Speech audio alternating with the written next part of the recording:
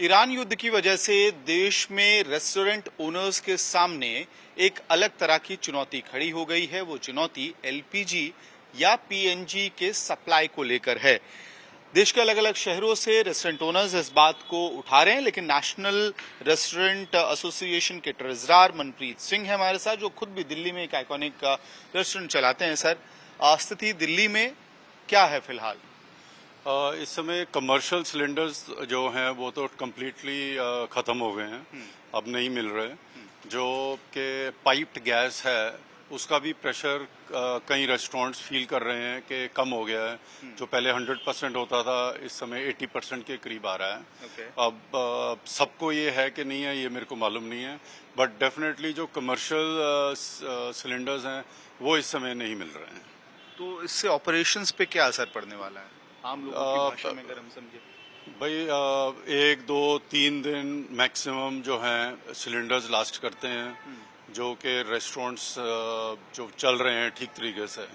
तो उसके बाद फिर इशू आना शुरू हो जाएगा, रेस्टोरेंट्स को बंद करना पड़ेगा।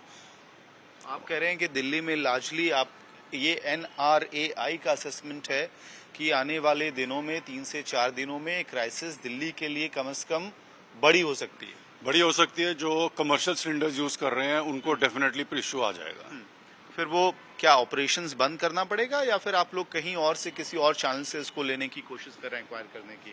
भाई अगर ये देंगे ही नहीं तो मुश्किल है। थोड़ी सी ब्लैक मार्केटिंग भी होती है, बट वो भी सप्लाई तो ड्राई अप हो ही जाएगी अल्टीमेटली। अगर पीछे से सिलेंडर ही नहीं आएंगे तो जो डिस्ट्रीब्यूटर हैं वो कहाँ से देंगे? जी।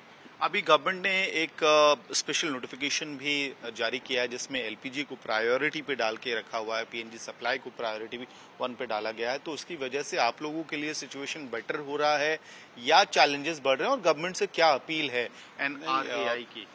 प्रायोरिटी पे उन्होंने डाला है, बट ओनली जो रेजिडेंशियल डोमेस्टिक यूजेज है उसके लिए। कमर्शियल यूजेज के लिए कोई प्रायोरिटी नहीं है। इनफैक्ट उसके अगेंस्ट जा रहा है ये ऑर्डर।